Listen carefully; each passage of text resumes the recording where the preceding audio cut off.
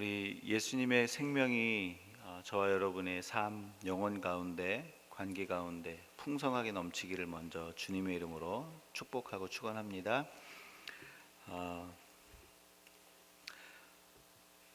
어머니 하면 많은 사람들이 그 사랑과 헌신에 감사의 눈물을 흘리게 됩니다. 때문에 많은 사람에게 어머니라는 이름은 가장 아름다운 이름 중에 하나예요. 물론 이제 연속극 같은 데 보면 안 그런 엄마도 있죠. 안 그런 엄마도 있지만 그래도 대부분 어머니 하면 그 어머니의 이름은 나에게 아름다운 이름이 돼요. 저에게도 어머니는 아름다운 이름입니다. 사실 제가 고아와 같이 버려질 수밖에 없는 상황에서 저를 끝까지 포기하지 아니하시고 저를 양육해 주셨어요. 정말 힘든 가운데서.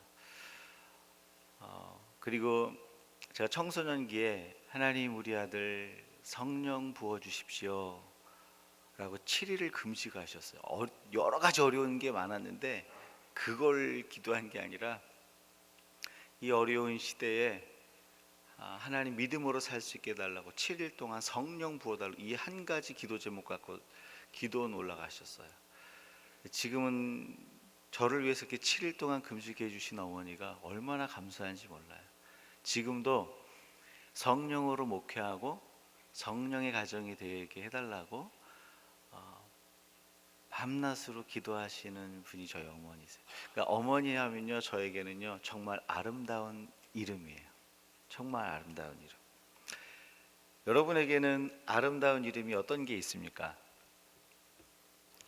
많은 사람이 여러분의 인생 가운데 아름다운 이름으로 남으시길 먼저 주의 이름으로 축원합니다. 그런데 오늘 본문의 다윗은 모든 인간에게 아름다운 이름이 되시는 한 분을 소개하고 있어요. 모든 인간에게 아름다운 이름이 되시는 한 분을 소개하고 있는데 그분이 누구죠? 그분이 바로 우리 여호와 우리 주 하나님, 하나님의 이름 여호와예요. 1절 말씀에 보니까 뭐라고 되어 있습니까? 1절 말씀에 보니까 이렇게 되어 있어요. 여호와 우리 주여, 주의 이름이 온 땅에 어찌 그리 아름다운지요. 하나님의 이름이 아름답다고 노래하고 있어요. 우리 박종호 씨가 찬양했던 거 혹시 기억하세요? 여호와 우리 주여, 주의 이름이 온 땅에 어찌 그리 아름다운지요. 어찌 그리 아름다운지요. 여러분, 정말 하나님의 이름이 저와 여러분 가운데 아름다운 이름입니까? 오늘 다윗은요 소개하고 있어요. 온 땅에 하나님의 이름이 아름답다라고 노래하고 있고 모든 사람에게 하나님의 이름은 아름답다라고 선포하고 있어요. 그 질문을 던져야 돼요. 왜 하나님의 이름은 아름다울까요? 모든 인간에게, 모든 사람에게 왜 하나님의 이름은 아름다울까요? 요한복음 1장 12절에 이렇게 말하고 있어요. 같이 읽습니다. 영접하는 자, 곧 그 이름을 믿는 자에게는 되는 권세를 주셨으니. 여러분, 어떤 죄인이라 할지라도, 어떤 상황에 있을지라도, 어떤 순간에 있을지라도, 어떤 모습 가운데 있을지라도 예수의 이름으로 주 앞에 나아가는 자들에게는 하나님의 자녀가 되는 권세가 약속되어 있어요. 그 이름 안에는. 예수의 이름 안에는 어떤 권세가 있냐면 내가 어떤 존재, 어떤 모습, 어떤 상황 가운데 있을지라도 예수의 이름으로 나아가는 자들에게는 하나님의 자녀가 되는 권세가 있어요. 믿으세요? 이게 저와 여러분이 누리는 권세예요. 그런데 여기까지만 얘기하면 아직 안 와닿아요. 예수님의 이름을 믿으면 하나님의 자녀가 되는 권세가 있는데 자녀가 되는 권세는 뭐지? 이렇게 생각한단 말이에요. 여러분, 그 하나님의 자녀가 되는 권세는요 하나님의 은밀한 곳을 들락달락거리는 거예요. 하나님의 은밀한 곳이 어딜까요? 지성소예요. 지성소. 여러분, 지성소는요 우리의 죄를 씻어주시는 곳이, 영광의 빛을 받고서 새롭게 되어지고 거룩하게 되고 깨끗하게 되어지고 온전케 되어지고 소망이 없이 왔다가도 그 지성소에 머물다 가면 그 소망이 넘치는 인생이 돼요. 빛이 없는 가운데서 왔다가도 지성소로 들어가면요, 영광의 빛 때문에 내 인생과 시각이, 인생의 가치관이 달라지는 것이에요.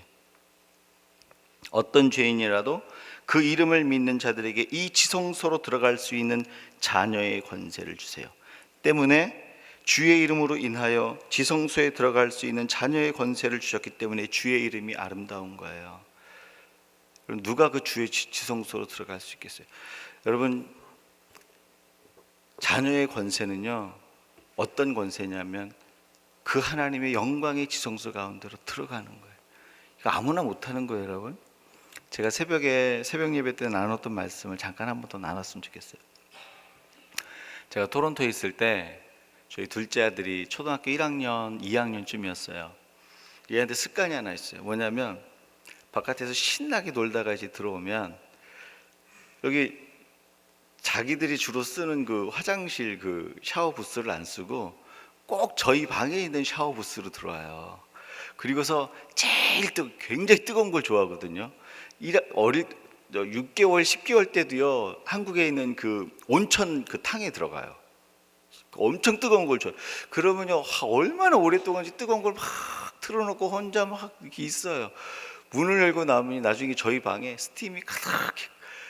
그리고 그리고 끝나면 괜찮은데 얘는 물기를 안 닦아요. 지금도 샤워하고 나면 그냥 수건만 딱 두르고요, 제 침대에 와서 뒹굴뒹굴 눕는 거예요.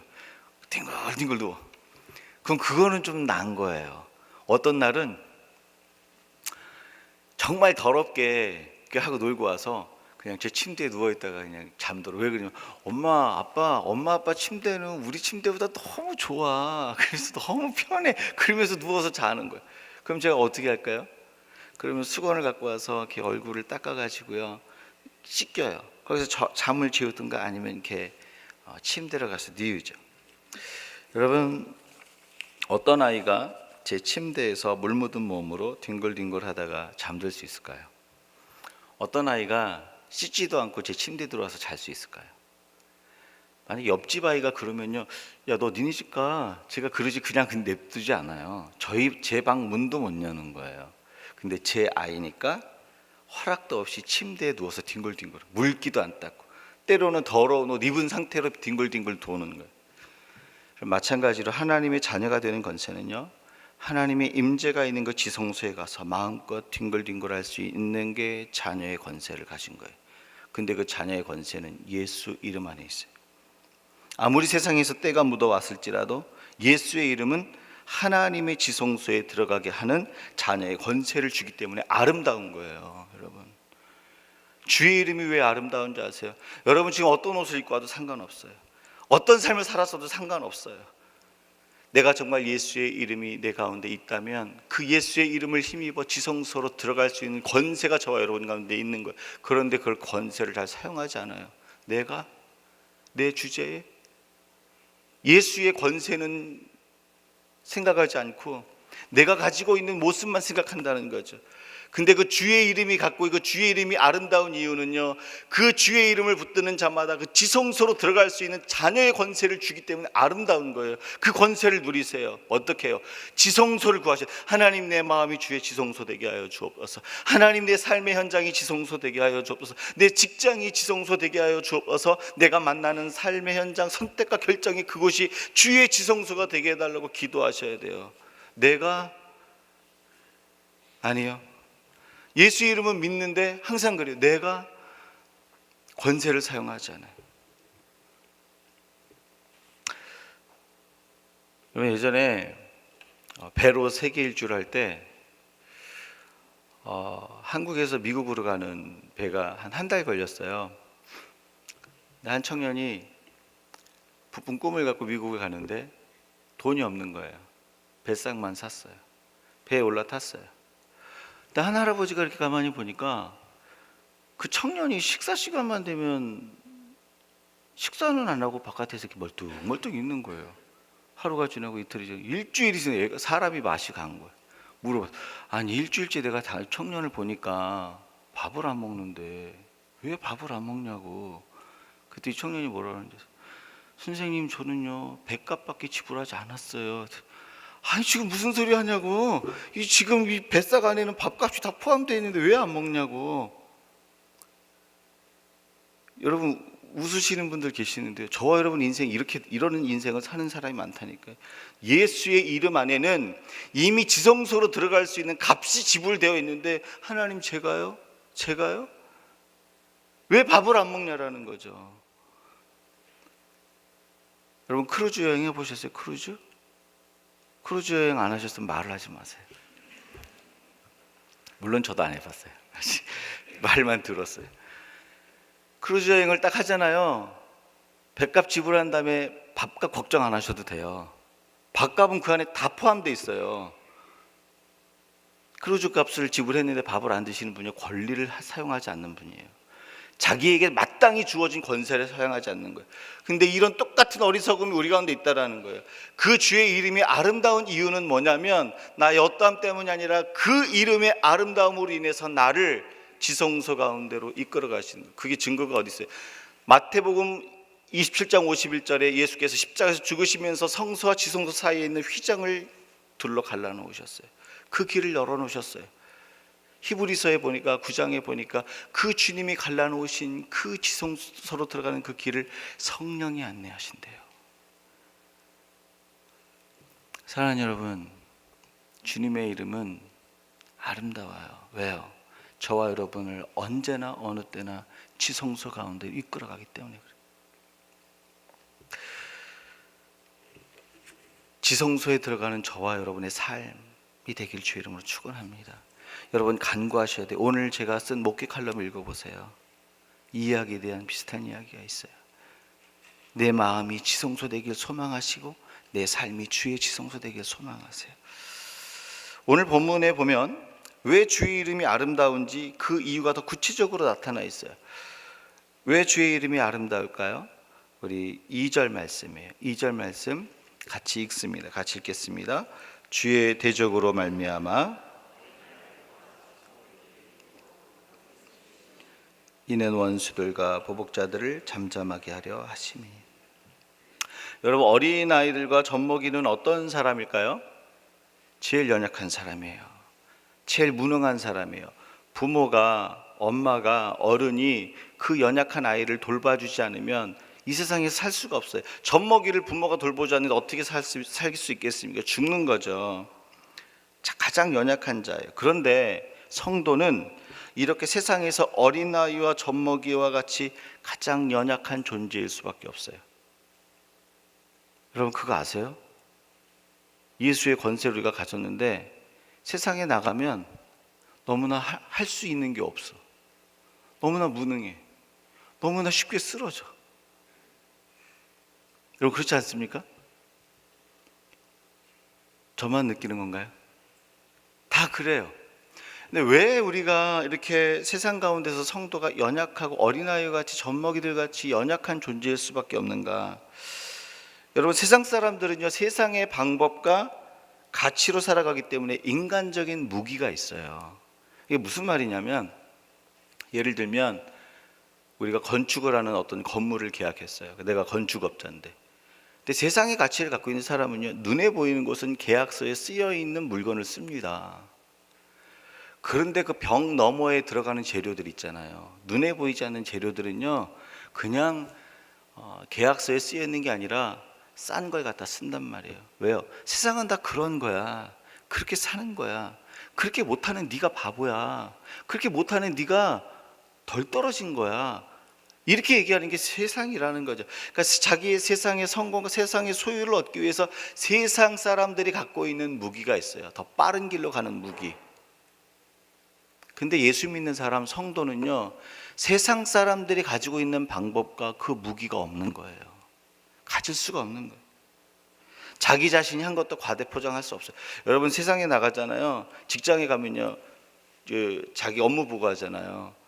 세상은요 자기가 한 거를 2배 3배 뻥튀기 해서 써요.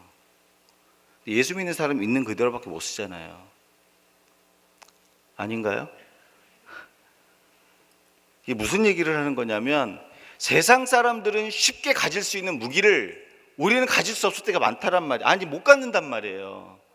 때로는 세상 가운데 살 때 분명히 저 사람이 잘못해서 참다가 한 번 딱 화를 한 번 딱 내겠어. 예수 믿는 사람이, 그러니까 예수 믿는 사람이 화냈다고, 분명히 저기가 잘못해서 화냈는데 화냈다고 화도 제대로 못 내요. 이거 뭘 얘기하는 겁니까?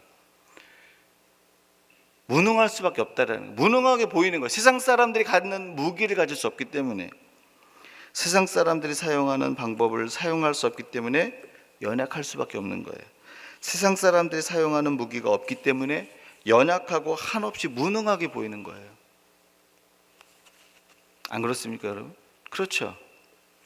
그런데 오늘 말씀은 이렇게 세상에서 무능하고 연약할 수밖에 없는 성도를 통해 원수들을 잠잠하게 하시겠다고 말씀하시는 거예요. 예수 때문에 세상 사람들이 선택하는 그 무기를 가질 수 없기 때문에 나는 스스로 연약해질 수밖에 없어요. 세상 사람들의 눈에는 바보 같고 무능해질 수밖에 없어요. 그런데 그 무능해 보이는 성도를 통해서 하나님은 원수를 패배시키고 무너뜨리고 부끄럽게 만드시고 승리케 하시겠다라는 거예요. 그래서 주의 이름이 아름다운 거예요. 연약한 것 같은데 강한 자로 나타나, 실패한 것 같은데, 세상 사람들 봤을 때 실패한 것 같은데 결코 실패하지 않아요. 사무엘상 17장에 보면 다윗이 골리앗과 싸우는 장면이 나오죠. 근데 사울 왕이 골리앗을 향해서 싸우러 가는 그 다윗을 향해서 뭐라 그러냐면, 야 가만히 있어봐. 너 그냥 가면 안 된다. 너 그냥 가면 안 되고 내 갑옷을 입어라. 그리고 갑옷을 주고요, 투구를 주고요, 칼을 줘요. 그랬더니 다윗이 어떻게 합니까? 다윗이 그 옷을 입고 갑옷을 입고 사울이 준 그 세상의 무기를 입고 시험 삼아 걸어봤어요. 걸어봤더니 성경의 표현이 참 재미있어요. 뭐라고 써 있냐면요, 그것이 익숙하지 않음으로 벗었대요. 성도는요, 세상의 무기가 익숙하지 않은 게 정상이에요. 세상의 무기, 세상의 방법을 나도 한번 해볼까 붙잡아 보니까 익숙하지 않은 거예요. 그냥 놓는 거예요. 세상의 무기가 익숙하지 않아서 노니까 내가 취할 수 있는 무기가 없는 거예요. 다윗이 사울이 준 그 세상의 무기를 입지 않고 벗어 던지니까 어떻게 나가요? 그냥 나가잖아요. 물맷돌 5개 갖고 나가잖아요. 골리앗 앞에 물맷돌 5개 갖고 나간 건 뭐예요? 연약해 보이는 거 아니에요? 무능해 보이잖아요. 얼마나 무능해 보였으면 골리앗이 뭐라 그랬어요? 다윗 보고, 네가 나를 개로 여기고 짝대기 들고 나왔니? 그러니까 전쟁하러 온 거 아니죠. 너무나 연약한 모습으로 나온 거죠. 여러분, 이것이 바로 세상과 싸워야 하는 성도의 모습이에요. 골리앗은요, 자기를 보호해주는 방패든 자들이 있었어요. 투구를 썼어요. 갑옷을 입었어요. 배틀채와 같이 엄청나게 큰 창을 들고 있었어요. 그런 무기를 가지고 우리 앞에 섭니다. 근데 우리는 딸랑 물맷돌 5개. 근데 여기서 퀘스천이 생기더라고요. 다윗은 물맷돌 5개라도 있었죠. 물맷돌 5개 있으세요?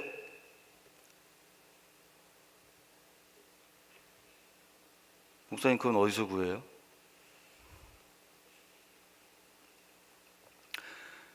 여러분, 세상이 주는 무기를 내가 가질 수 없으니까 나는 세상 가운데서 연약해질 수밖에 없는 거예요. 근데 보세요, 다윗이 세상의 무기를 취하지 않으니까 오직 붙들 수 있는 건 아름다우신 주의 이름밖에 없는 거예요. 이렇게 얘기하잖아요. 너는 칼과 창과 단창으로 내게 나아오거니와 나는 네가 모욕하는 만군의 여호와의 이름으로 가노라. 세상 사람들이 취하는 무기를 내가 무장하지 않으니까 나는 너무 연약해져요. 세상 사람들이 바보같이 봐요. 네가 나를 개로 여기고 막대기 들고 왔니? 이렇게 볼 수밖에 없어요. 근데 내가 무장을 할 수 없고 연약해지고 무능해 보이니까 내 안에 계신 예수 그리스도의 그 이름을 붙들고 나아가는 거예요. 그 이름을 붙들고 나갔더니 어떻게 합니까? 물맷돌을 던졌어요.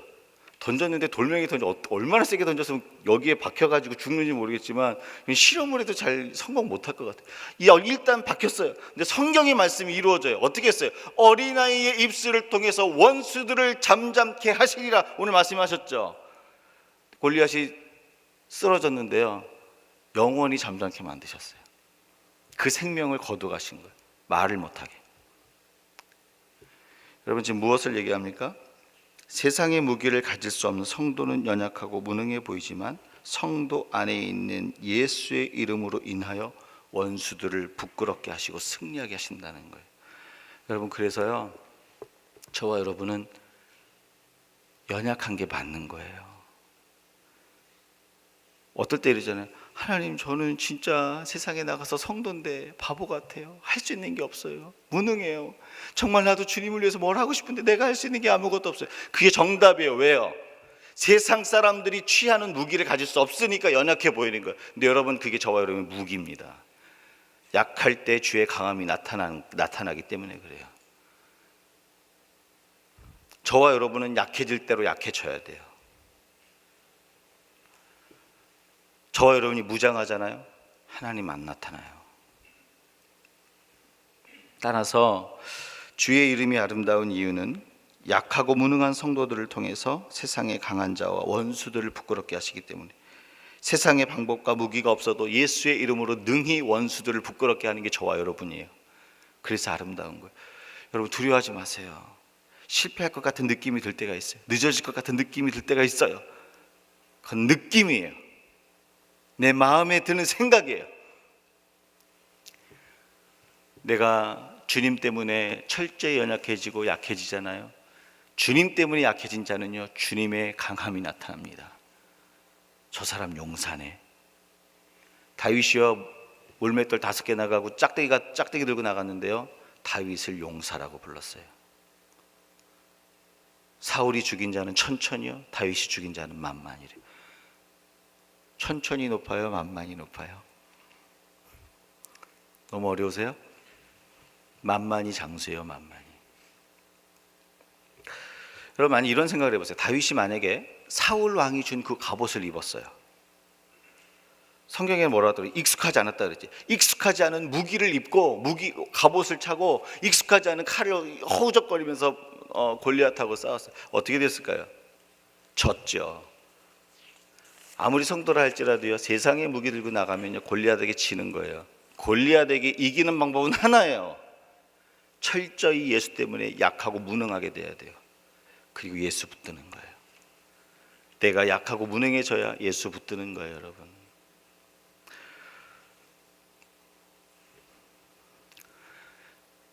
여러분, 약해지기를 주의 이름으로 축원합니다. 예수님 때문에 무능해지기를 주의 이름으로 축원합니다. 우리 목사님은 설교가 이상해요. 다 강해지라고 그러고 승리하라고 그러는데 우리 목사님은 예수 때문에 무능해지라고 그러고. 제 증거를 내볼게요. 밴쿠버에서요, 그 담임 목사 중에 가방끈 제일 짧은 사람이 누군지 아세요? 모르세요? 여태껏 모르셨어요? 저랑 같이 있었으면서도. 저로 말씀드릴 것 같으면 제 밴쿠버 교회들 가운데 그 담임 목사들 중에 가방끈이 제일 짧아요. 가방끈이 제일 짧으니까 할 게 딱 하나 있어요. 하나님, 저는요, 사람들의 마음을 주장할 수가 없어요. 주님이 저들 가운데 나타나지 않으면, 저들을 만져주시지 않으면 살 길이 없습니다. 내가 약하니까 주님 붙들게 되더라고요. 나로는 방법이 없으니까 주님께 방법을 구하는 거예요. 내가 딱 쥐고 있잖아요. 내가 뭐 할 수 있다고 생각을 하잖아요. 하나님 절대 나타날 수가 없어요. 뭐라 그러면서 네가 해봐. 네가 해봐. 실컷 해보고 안 되면 와.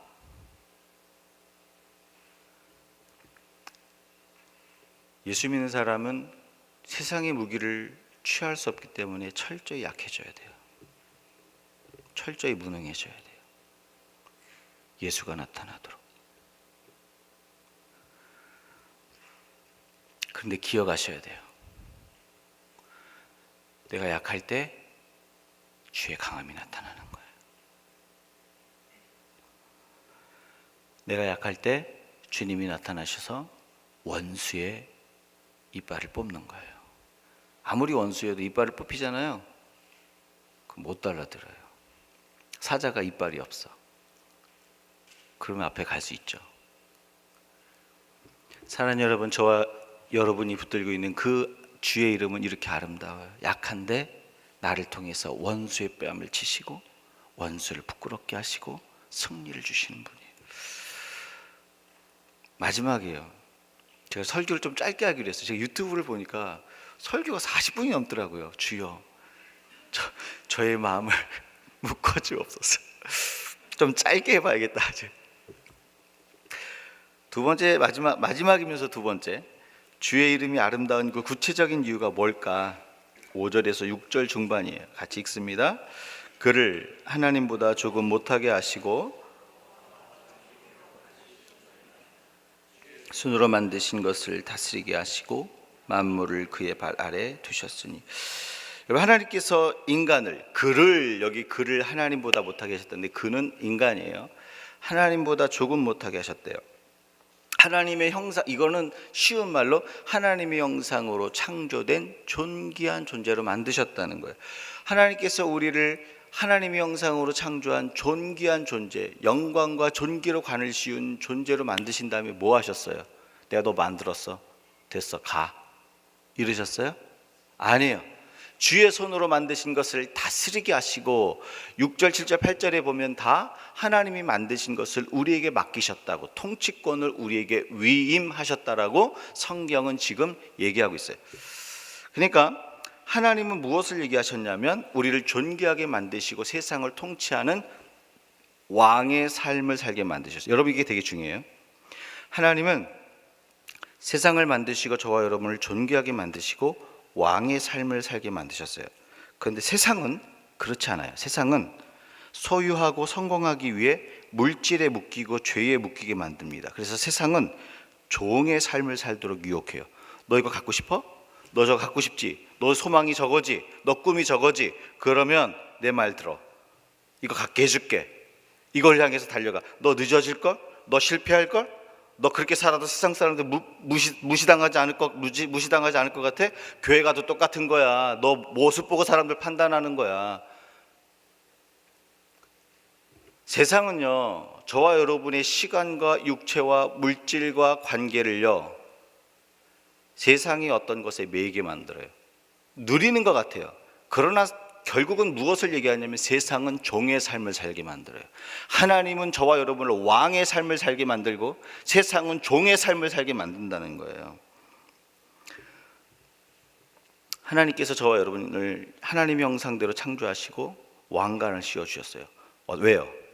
왕의 삶을 살라고. 세상 것에 매여서 무엇을 먹을까, 무엇을 마실까, 무엇을 입을까를 염려하며 종의 삶을 살지 말고 왕의 삶을 살라고. 마태복음 4장에 보면 예수님께서 세 가지 시험을 당하는데, 세 번째 시험이 뭡니까? 세 번째 시험이 이거예요. 높은 산에서 사단이 예수님을 데리고 올라가서 천하만국을 보여줘요. 천하만국은 뭡니까? 천하만국은요, 인간이 얻고 싶은 모든 거예요.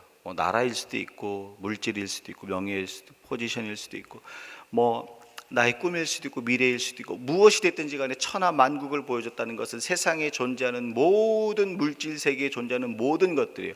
너 이거 갖고 싶지? 너 필요하지? 너 이거 있어야 살지? 너 이거 있어야 무시당하지 않지? 받지? 내게 절해. 사단이 예수님한테 뭐라 그랬습니까? 예수님한테 다 보여주면서 내게 절하라. 그러면 내가 이것을 너에게 주겠다고. 내게 절하라는 말이 뭔지 아세요?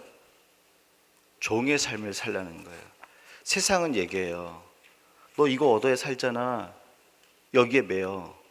종의 삶을 살라고 얘기해요. 근데 종의 삶을 살라고 얘기하는 그 사단의 이야기에 대해서 예수님이 뭐라고 얘기하세요? 예수님이 뭐라고 얘기하셨죠? 주 너희 하나님께 경배하고 다만 그를 섬기라. 세상을 섬기는 종의 삶을 살라고 얘기했지만, 하나님만 섬기라는 말은 뭐냐면 세상의 종이 아닌 하나님의 종이 되라는 거예요. 하나님의 종은 누굽니까? 어떤 사람입니까? 하나님과 함께 세상을 통치하고 다스리는 왕을 얘기하는 거예요, 여러분. 하나님을 섬기는 종은요, 하나님과 세상을 다스리는 왕을 얘기하는 거예요. 왕의 삶을 얘기하는 거예요. 증거가 어디 있어요? 베드로전서 2장 9절에 보면 하나님을 섬기는 종들에 대해서 이렇게 얘기합니다. 너희는 왕 같은 제사장이요, 거룩한 나라라고 그랬어요. 무엇을 얘기하고 있습니까? 하나님을 섬기는 종의 삶은요, 세상을 하나님과 함께 통치하고 다스리는 왕의 삶이에요. 왕의 삶. 근데 세상은 뭐라고 얘기하냐면, 너 세상 것을 얻으려면 종의 삶을 살아야 된다는 거죠. 종의 삶을 사는 자는요, 누려도 자유가 없어요. 예전보다 상황이 더 좋았는데 내가 저 생각과 삶과 관계가 묶여요. 뭔가 답답해. 많은 걸 이뤘는데 내 영혼이 자유가 없어요. 기쁘질 않아요. 왜요? 종의 삶은 자유가 없는 거예요. 그러나 왕의 삶이 있어요. 왕의 삶. 통치하고 다스리는 삶은요, 자유가 있어요. 기쁨이 있어요. 주의 이름이 왜 아름다운지 아세요? 저와 여러분 가운데 왕의 삶을 허락하기 때문에 그래요. 주의 이름을 붙드는 자는 왕의 삶을 삽니다. 근데 주의 이름을 붙들지 않는 자는 종의 삶을 사는 거예요. 이 선택은 저와 여러분이 할 수밖에 없는 거예요. 왕의 삶을 사시겠습니까? 종의 삶을 사시겠습니까? 종의 삶과 왕의 삶은요, 소유와 높낮이의 관계 있지 않아요. 가난해도요, 왕의 삶 살 수 있어요. 부유해도요, 종의 삶을 사는 자가 있어요. 많이 배우건 적게 배우건, 건강하든 건강하지 않든, 어떤 포지션에 있든 우리는 왕의 삶을 살 수 있어요. 그래서 주의 이름이 아름다운 거예요.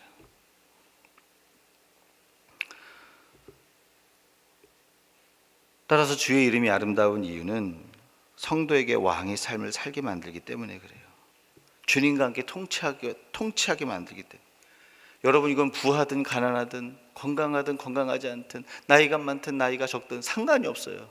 하나님, 저는 가난해, 저는 연약, 저는 부족해요. 아니요. 주의 이름이 아름다운 이유는 어떤 존재, 어떤 상황 가운데 있을지라도 왕의 삶을 살 수가 있어요. 왜요? 연약한데 우리 삶을 통해 하나님의 통치가 나타나니까. 제가 지난주 추수감사절 설교하면서 제 둘째 아들한테 제가 소리를 질렀다 그랬잖아요. 뭐 하는 거야? 그리고서 소리 질렀다 그랬잖아요. 그 이후에 우리 아들이 저를 피하는 것 같더라고요.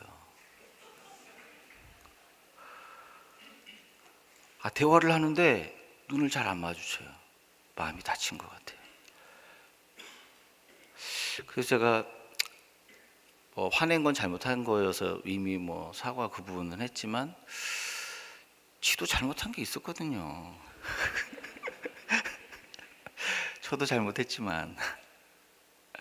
근데 이제 아버지인지라 아이가 마음 문을 닫은 것 같으니까 제가 기도하기 시작했어요. 하나님, 우리 지우가 마음 문을 닫은 것 같은데 제 마음 안에 뭐가 문제입니까? 뭐가 문제입니까? 금요일 날 심야 기도하면서 혼자 묵상을 하고 있는데 두 가지를 깨닫게 해주시더라고요. 야, 네가 목사지 아들이 목사냐? 목사의 틀로 아들을 막 젤라 그러는 거예요. 틀리고 맞고를 떠나서. 두 번째 제가 깨달았던 게 뭐였냐면 이거였어요. 둘째는요, 지금 아직도 제 마음속에 6살, 7살짜리 귀여운 둘째더라고요. 지금 청소년인데 아직도 내 마음에는 이렇게 막 우리 둘째 아들이 어릴 때 막 뿌잉뿌잉 이런 거 많이 했거든요. 아빠 앞에서. 너무너무 귀여운 아들이야. 너무너무 귀여운데 그 아이하고 대화하는 그 커뮤니케이션 방법이 청소년 아이한테 6살, 7살짜리 아이를 대하는 것처럼 커뮤니케이션을 하고 있는 거예요. 그러니까 이 아이가 마음이 상하는 거예요. 나는 다 크고 이제 사춘기를 지나가고 있는데, 사춘기를 지나가는 아이한테 6살짜리 이거 해 안 해? 이거 대화가 아니잖아요. 지시잖아요. 그러니까 애가 마음 문을 닫는 거예요. 기도하는데 그걸 보게 하나님이 제 마음을 통치하시더라고요. 여러분, 목사라고 왕의 삶을 사는 게 아니에요, 여러분.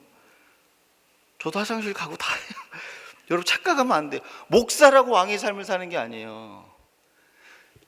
주님과 함께 통치를 해야 돼요. 마음을 통치하고 관계를 통치하고 삶을 통치하고 시간을 통치해야 왕의 삶을 사는 거예요.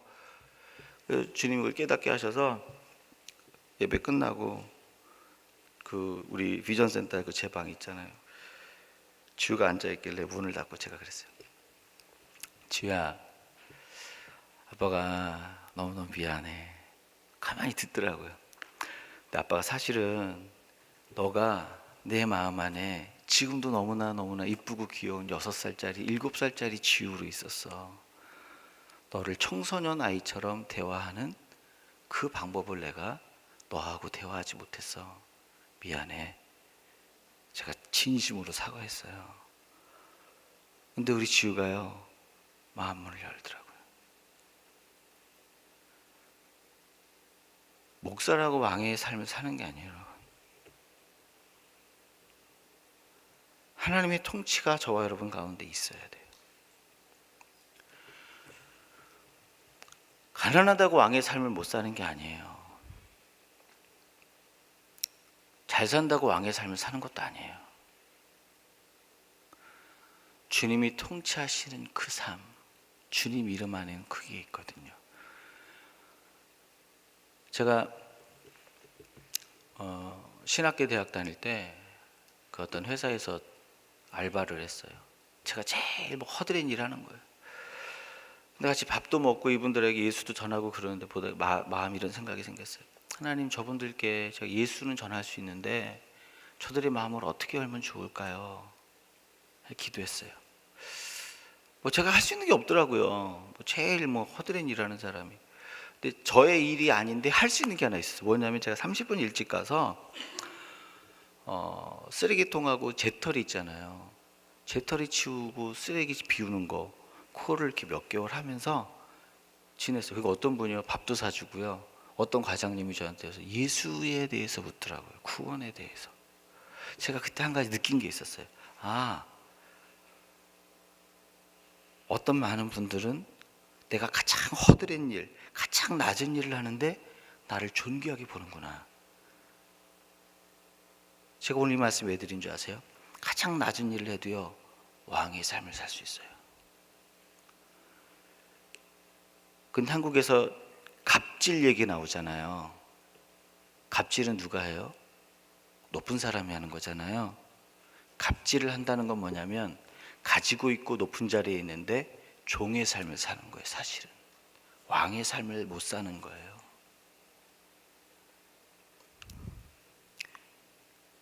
내가 너 아빠다. 내가 너 엄마다. 내가 사장이다.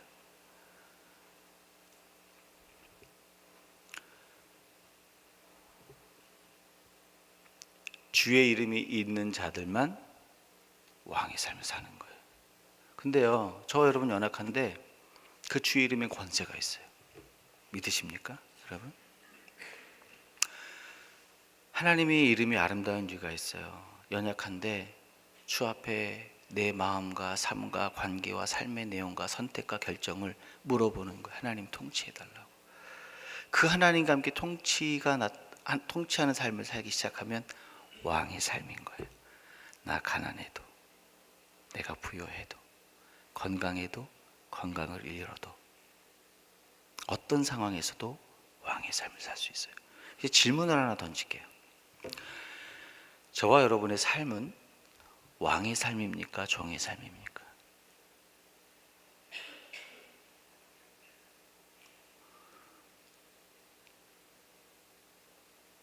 이 침묵은 무슨 뜻이죠? 사랑하는 여러분, 하나님의 음성을 들으십시오. 내가 너 안에 자녀되는 권세를 줘서 지성소로 마음껏 들락거리게끔 만드셨대요. 거기 안에 능력이 있어요. 왕의 삶을 사는 능력. 연약한 자를 통해서도 원수의 뺨을 때리는 능력. 말씀을 정리합니다. 주의 이름이 아름다운 이유는 우리를 주의 은밀한 곳 지성소로 부르셔서 거룩해 하시기 때문이에요.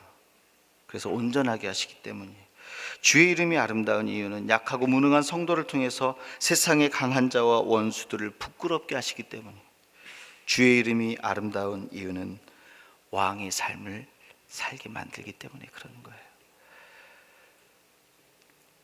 오늘 말씀을 기억하시면서 같이 찬양하며 기도하며 나가기 원합니다.